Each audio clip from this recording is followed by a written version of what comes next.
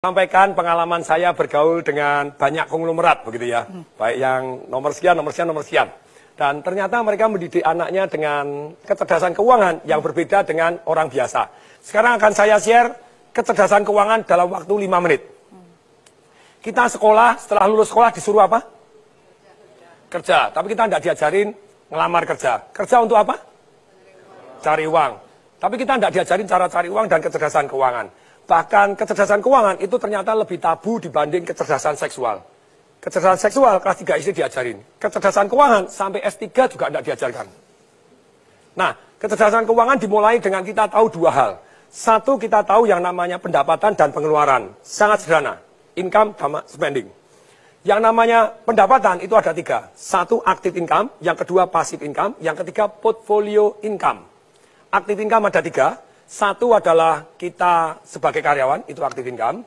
Kemudian yang kedua kita sebagai profesional, jadi dokter, jadi lawyer, di mana Anda harus ada Anda baru dapat income. Yang ketiga dari active income adalah sebagai pengusaha, tapi usahanya belum autopilot. Jadi terpaksa harus Anda merangkap direktur kebersihan, direktur pembelian, termasuk direktur penjualan, semua Anda rangkap. Bisnis tidak jalan tanpa Anda, itu berarti active income. Nah yang kedua adalah passive income, tidur pun dapat uang. Ruko yang disewakan, properti yang disewakan, tanah dibagi hasil, sarang walet, yes, terus kemudian punya franchise yang luar biasa yang jalan tanpa kita, punya multi level yang jalan tanpa kita, agen asuransi yang agen-agennya sudah jalan tanpa kita, dan tentu saja passive income ini sangat penting. Tapi sayang sekali banyak orang tidak punya goal, punya passive income. Akibatnya seumur hidup kerja tidak punya passive income, begitu dia tidak bekerja, hidupnya susah. Yang ketiga adalah portfolio income. Apa itu? Secara sederhana, portfolio income adalah capital gain. Sayangnya, hanya orang punya biasanya cuma rumahnya dia saja. Kalau rumahnya dia saja, yang terjadi, ya rumahnya meningkat. Dulu saya beli rumah misalnya 2,4 M, sekarang 25 M.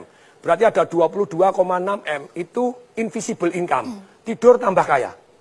Nah ini padahal harusnya lebih dari 1, jadi Anda tambah kaya tanpa disadarin.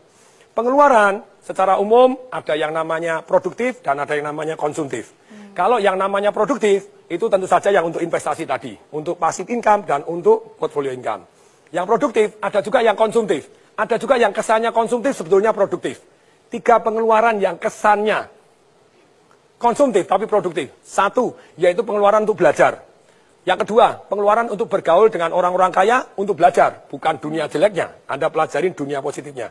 Yang ketiga, pengeluaran untuk amal. Kelihatannya konsumtif, tapi sebetulnya membawa berkat luar biasa untuk kita. Nah, pengeluaran ini juga, ini namanya ada 3 jenis nih. Kalau yang di luar 2 tadi ini. Produktif, konsumtif. Sekarang pengeluaran ada 3. Satu yang namanya langsung habis. Apa itu yang termasuk langsung habis? Saya ngajar anak-anak umur 12 sampai 21 tahun. Sekian ratus anak datang. Saya tanya, kalau kamu tak kasih duit 50 juta, beli apa?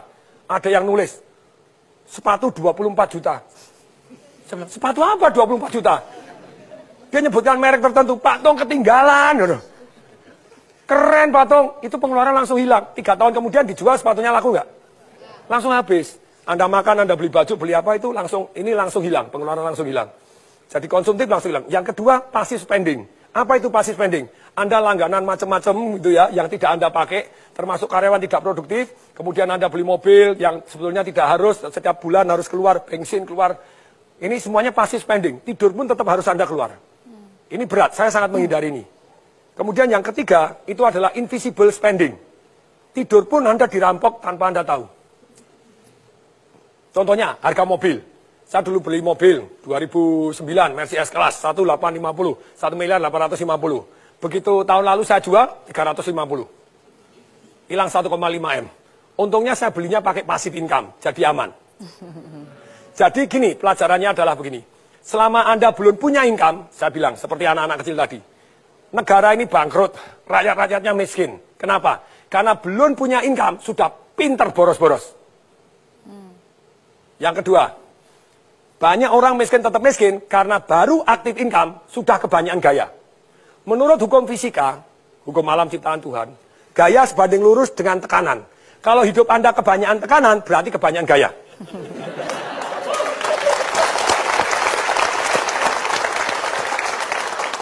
Jadi begini, boleh nggak kita gaya? Boleh. Ketika passive income Anda jauh lebih besar dibanding gaya hidup Anda, maka Anda hidupnya tanpa tekanan. Semoga mulai hari ini kecerdasan keuangan juga diajarkan di sekolah. Salam dahsyat.